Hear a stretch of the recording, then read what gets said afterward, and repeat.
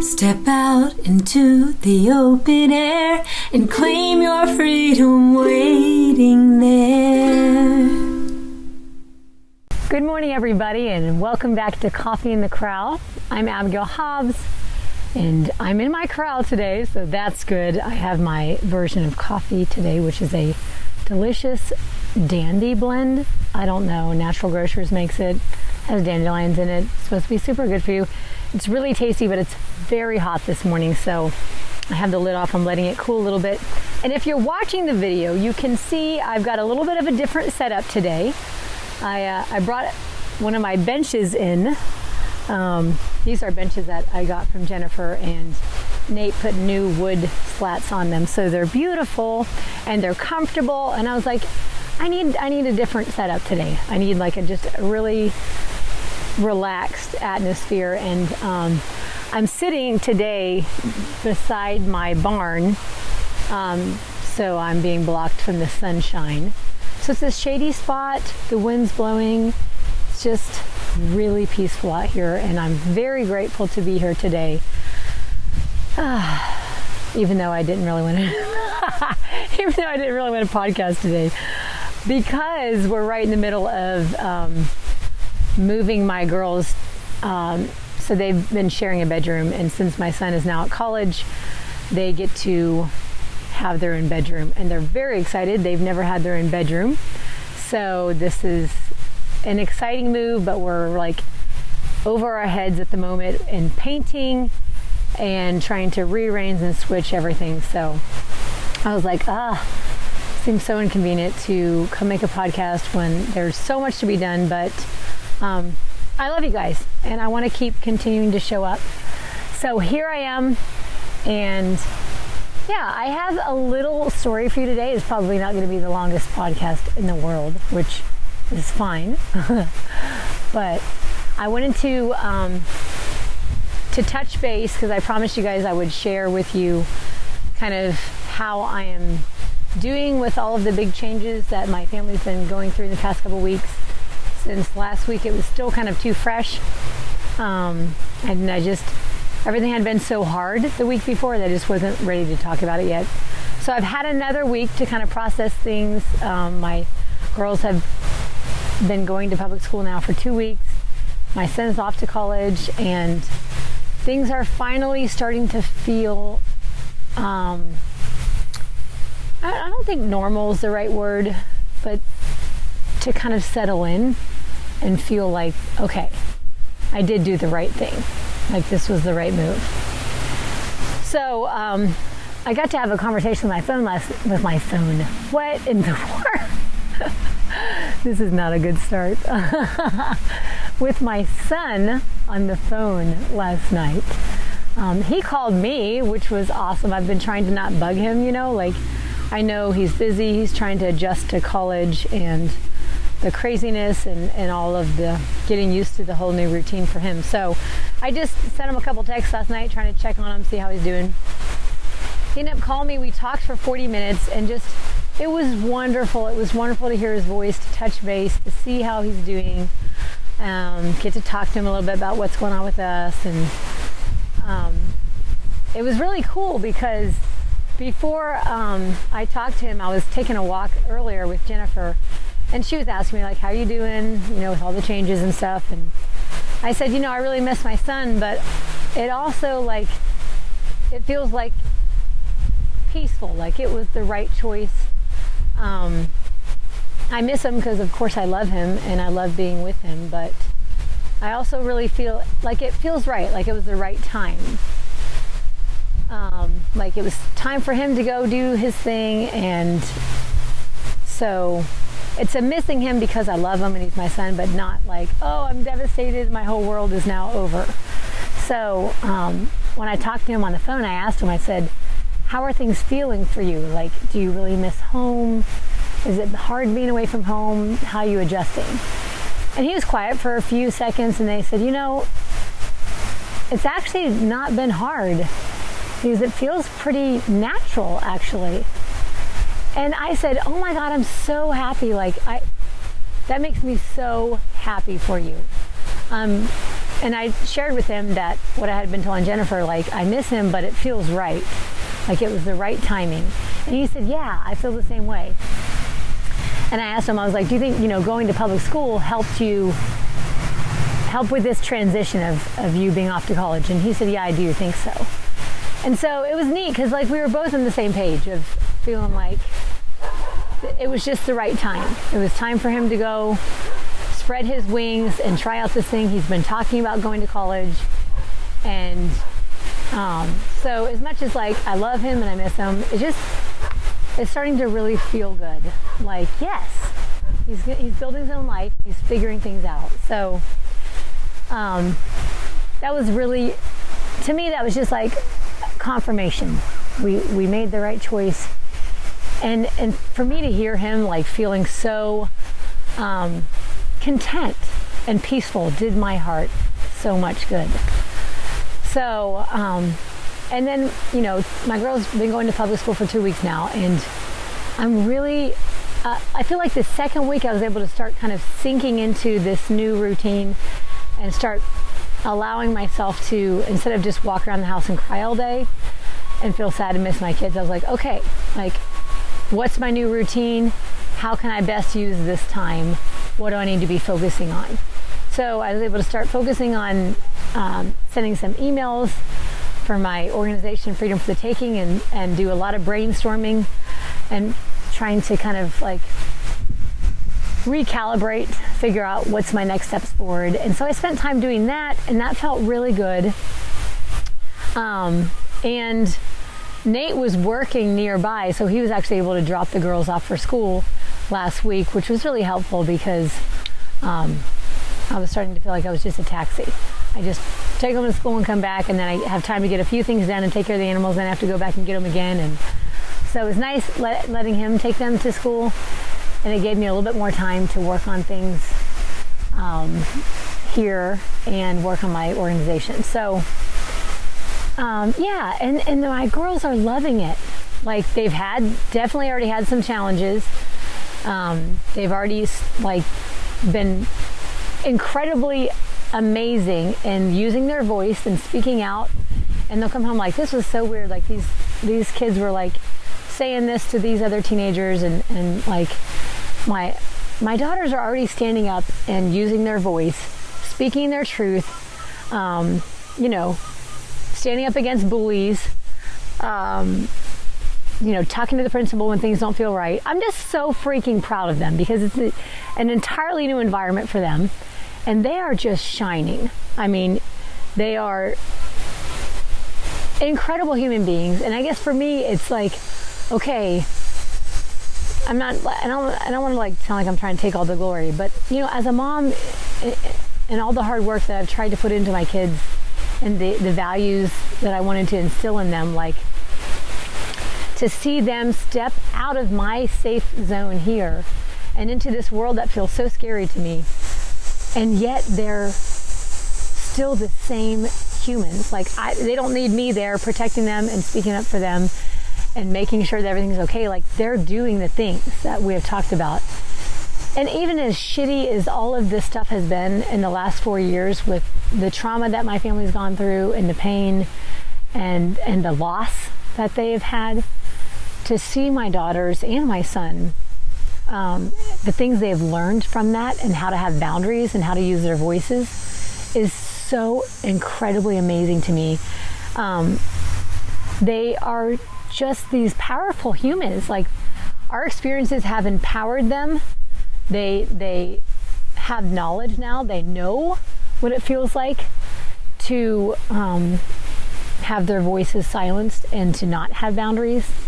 And so as a family, all the work that we've put in the last 4 years, like to see that come to fruition, see my kids be these badasses, and not allow other kids to run over them or to be inappropriate or to bully other people, like it's incredible. So as much as I hate and would never repeat what we went through or and would have protected them better had I known how at the time, like it's really comforting to me to see that they have learned some really valuable things in the process of all of that pain. And they're making friends, they're having fun. So it's been really good. This really hard thing that still is, it still is a challenge for sure. It's a challenge for them, it's a challenge for me, but like there's some really good things already coming out of it, and that is just soothing to my soul. And I feel like when I think about them at school and I start getting anxiety rising up in me, I'm like, how are my kids doing? I can't get a hold of them. I'm worrying about them. I miss them. What's going on? Then I just take a deep breath, or maybe several deep breaths, and I remind myself, like, no, this is the right thing to do. Like, return to that peaceful place inside of you. And it's like the letting go of the control. They're not here with me. I don't have this control anymore. And that part feels super scary. But I have to trust. I have to trust my kids. And I have to trust myself that this was the right decision. So that's the update. I'm feeling better. I'm feeling more grounded about it. My girls and my son, they're doing better. They're starting to get into the routine. And I think there's going to be a lot of really beautiful opportunities that come out of this as well. So that's the update. I'm really, really grateful. I'm grateful for the opportunity to do something different. And I took a year to talk with Nate and Jennifer about this and to do a lot of processing on my own to really find what I felt like was the right thing for us and what felt peaceful to me. And so learning how to give myself that space to really dig into all of those fears and find out what is real and legit, and then what are just fears that have literally just been trained into me. And a lot of it was just stuff that was trained into me. So it feels so amazing to get to move past those. And that doesn't mean I'm not still afraid sometimes, but to realize I have the choice to choose what is right for us, what is right for me. I don't have to be stuck in one thing. And to realize there is no right way and wrong way. And that's the message that I want to spread to everybody. You get to figure out what is best for you, what works best for you. It's not that homeschooling moms are the best and moms that put their kids in public school are the worst. And it's not that stay-at-home moms are better than moms that go to work or vice versa. Like, it's just what brings you peace? What makes you come alive? What is it that you really want to do? And then doing those things. Anyways, so that's good. All right, so I wanted to share with you guys a little story from last week. One of the things that really helped ground me. Thursdays is the day that I take to go bike and blog. I've been doing that for a while now, and I really like this. It's a routine that I have implemented into my week. Every week, I take one day as like a me day, a day to process just anything that I'm going through, whatever it is I need to process. It's just, and what I've tried to do is carve out that time of like, I'm not allowed to work on other projects that need to be done, or, oh, the horses need to be trimmed, I should spend that time doing that. Like, no, I have to just do the things that I really want to do. So I love biking. So I'll bike usually somewhere and then blog. And so Thursday, I biked into a coffee shop. I blogged for, a couple hours. And then I biked back home, and the kids were still in school, and I was like, okay, what do I do now? Because I've got time. And my mind instantly went to all the things I could do, the to-do list. And I thought, no, this is Thursday. This is carved out just for me. What is something I really want to do that would just be a way of filling up my cup? And then I remembered I had been thinking about kayaking our ponds. So Jennifer has this kayak, and I thought, would love to just kayak our pond sometime, but I never have time to do that because there's always this huge to-do list. So I thought, you know what, I'm gonna not do anything on my list. I'm gonna grab the damn kayak, I'm gonna drag it down to the ponds, and I'm gonna go kayak the ponds all by myself. It's the middle of the day, it was pretty hot, but actually I think it was still in the 80s at that point, so it wasn't like too hot. A little bit of breeze. So me and Deo, our dog, we trudged way out through the field, dragging the kayak with me. I put it in the pond. I thought, I love to go to our ponds and see snakes. Like, it's really fun. I don't really like to catch snakes because I don't want to get bit, but I love to watch them. I love nature. All of nature, any nature, I love to watch it. So I put the kayak in the pond, and I'm like, our first pond is usually where I see the most snakes. So I thought, this is going to be cool. I'm going to get to see a bunch of snakes as I kayak around. Now, our ponds are super shallow right now, so I was just barely dipping the oar into the water so that I wouldn't stir the water up. Because if I didn't stir it up, I could see down in the water. And our first pond has a lot of undergrowth. It looked like I was kayaking on top of plants, basically. But here I am, I'm kayaking around, and it's just really peaceful and quiet. And I'm just barely moving around the pond. Really slow, and I'm looking all around, and I'm like, where are the snakes? Where are they? It's just really peaceful and cool feeling. And as I kayak around, I was like, at one point I'm like, I think I see a snake, but then I wasn't sure because I just saw the water moving. I'm looking around, and then I see this ginormous bullfrog, huge, hiding up on the banks, and he's not moving. He blended in so well. I was like, oh my God, that's so cool. So I kayak around a little bit more, and I thought, well, maybe I'll go look on all the edges. I go searching all the edges, and I don't see anything else. I'm like, dang it, where are all the snakes?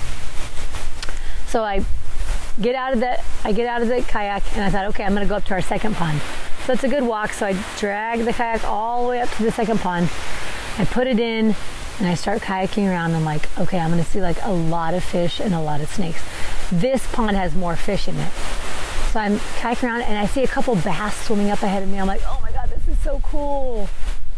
And I'm just in the zone. You know, the zone where you're not thinking about anything else. You're not worrying about anything else.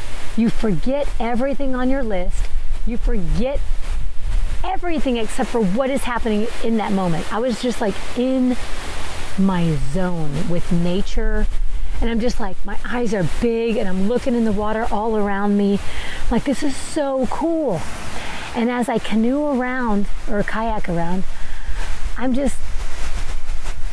realize oh my God, it just feels amazing. And I kind of just realized, okay, I'm going to stop looking for fish. I'm just going to look. I'm just going to look and see what I see.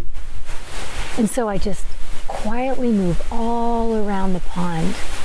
And it is so crazy peaceful. And I realized this is the most peaceful I have felt in a very long time. And then as I'm looking in the water, I can see, because it's literally I don't know, maybe 1.5 feet, 2 feet, to where if I touch any further, it'll stir up the silt of the pond on. So I'm barely touching the surface. So I can just look down and I can see the bottom right there. And then I just stop paddling. I'm looking. I'm like, oh, there's these teeny little bugs. And then the silt is moving, and then there's all these other creatures that I hadn't noticed because I was looking so hard for fish and snakes. I'm just there's life everywhere. There's movement everywhere. So I just put the oar down, and I just start lean over the edge, and I'm just looking. And this deep sense of just curiosity mixed with contentment just fills my whole body. And I just sat up there, you guys. It felt like the time stopped. There was nothing else in the world except for me in that kayak in the pond, just looking in the water. I was a part of the pond. It was so cool. And I thought, oh my God, this is just so beautiful. This is amazing. I'm not discovering all of these fish and all of the snakes and all these things I came to see. I'm just enveloped in the experience, in the moment. And there's all these things that I didn't even plan on seeing. I didn't even know they were there. But there's this life that's just like all around, just the water is just filled with it. And I realized, like, I started like literally thinking, like, what is the lessons that the ponds are trying to teach me? And so I sat there, and it hit me, because I was like, God, I feel so peaceful right now. Like, what is it that brought me so much peace? And then just, it came into my mind, and I was like, it's not what I'm seeing that matters. It's the fact that I'm looking. I'm looking. The fact that I'm just looking and open-minded and curious, like, that is what is bringing me so much peace. Not that, I found all these different species of fish and these snakes and all these things. Like, didn't end up being the part that brought me so much peace. It was the fact that I just was looking. And I opened up my mind and my eyes and my heart and my soul, and I just became enveloped in the experience.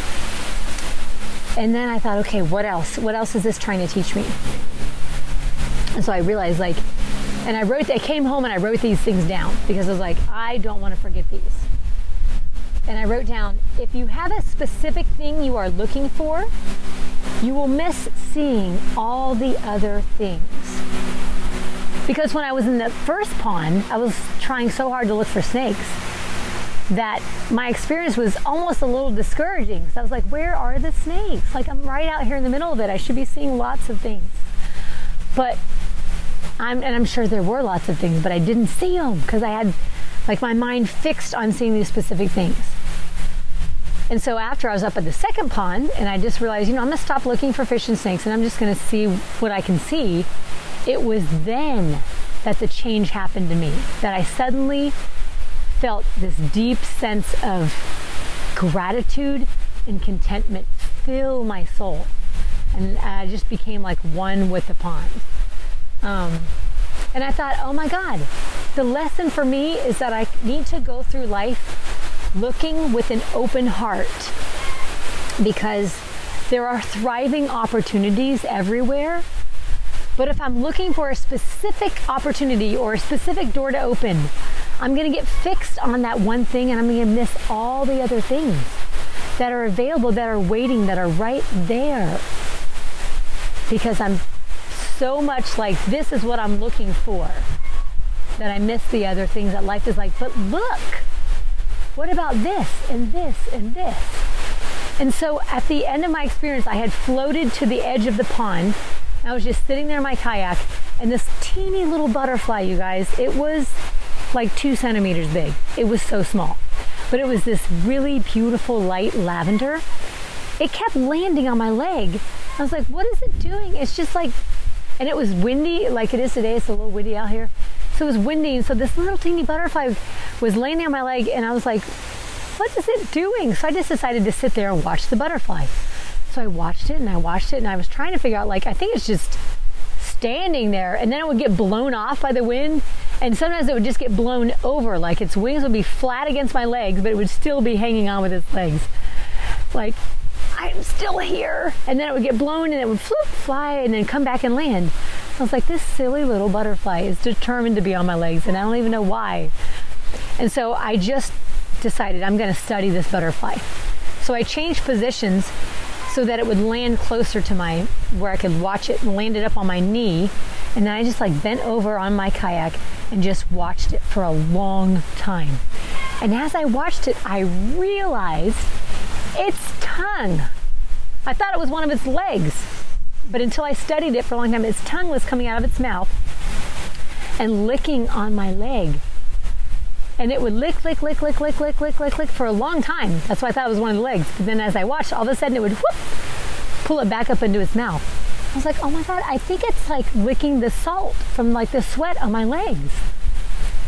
And it was so cool, because I don't even know what the lesson is, but like I wouldn't have noticed that this butterfly was licking on my leg had I not taken the time to just stop everything and just watch it for a long time and study it. I was like, I will study this butterfly. This is my only goal right now. Like, Everything else was just kind of faded out in the background, and I just studied this little butterfly. And I learned the butterfly was licking my leg. Must have been salt there. It was probably getting its minerals, And I thought, this is a determined, persistent little butterfly, because it's getting blown all around and just so stinking small, but it keeps coming back. And I don't know, I just loved watching that little butterfly. It was so fun and grounding for me. It really grounded me, to just, like, all the voices in my head, they were quiet. They were just quiet. And it wasn't like I sat down to do, I have tried to do meditating, you guys. I suck at it so bad. And I do love doing yoga, but even then I'm like, okay, try to be present, try to be present, try to be present, try to be present. Okay, I'm done doing yoga. I gotta go do the other thing. I talked last week in my podcast about how I rush from one thing to the next. So I have a very hard time staying present and a extremely hard time quieting the voices in my head. So maybe, for me, it was just this, okay, this is a way that I can step away from the chaos. Sometimes it's just the chaos in my own mind, and ground myself and quiet my mind and fill my soul. It was such an incredible experience that, like, I came back home from the ponds, just a huge smile on my face.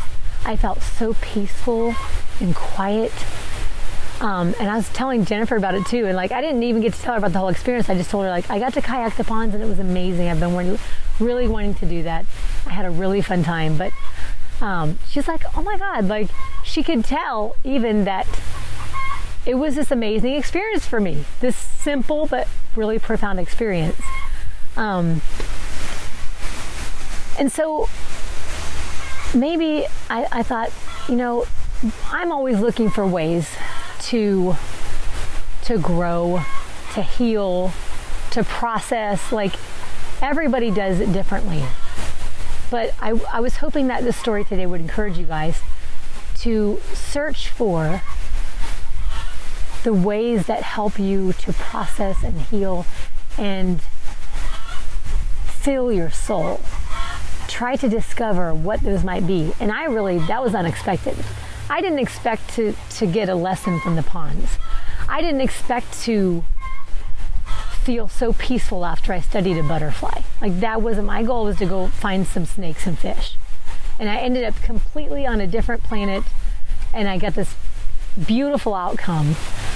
And I learned these really important things. So, like, what are the ways that you can allow yourself to discover what brings you that peace? What helps you to quiet your mind? Maybe it's art for you. Maybe it's music. Maybe it's taking a walk. Maybe it's writing a letter. I don't know. Maybe it's sitting out underneath the shade of your trees and drinking some iced tea and closing your eyes and listening to the wind. But these opportunities are there. And that's when I realized, like, that didn't cost me any money. I didn't freaking even leave my property. And it was such a valuable experience for me. So I want you to know those are available for you too. They will look different for you, and they're probably going to come in a really unexpected way. But if you have your mind and your heart open and you're looking, just look. Don't look for specific things, just look. Be open to it. And I think those opportunities will come to you. Those moments will come to you. And you will find these beautiful gifts in your everyday life if you just maybe allow yourself that space in your heart, in your mind. Make some time in your day when you can to just say, what are the lessons? What are the gifts? What is it that I can get from this moment? I think you're going to find them. So that's what I'm going to do for myself. Hopefully, I'm going to continue moving forward with, is just breathing, looking, and believing that the universe is working for me. It's not working against me, it's working for me. I just have to be open to the opportunities and the lessons that life brings me. So I love you guys so much. Thank you for coming back this week.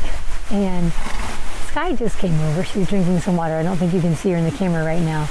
But the horses were peacefully sleeping out behind me. And now they woke up. I think their tummies woke up. So 3 of them are over there grazing in the shade. Sky's over here to get some water. And yeah. I mean, that's the one thing my horses teach me. Like they just move from thing to thing as they need to, you know? Like, oh, I guess I'm thirsty. I'm going to go get a drink. I just love it though, because it's a sense of like they live in the present moment all the time. So that's my goal. I know I'm human, and I know we have this prefrontal cortex that I'm going to always like have fears and worries and thoughts and plan ahead and all these things. But it's a continual returning, right? It's a returning to ourselves.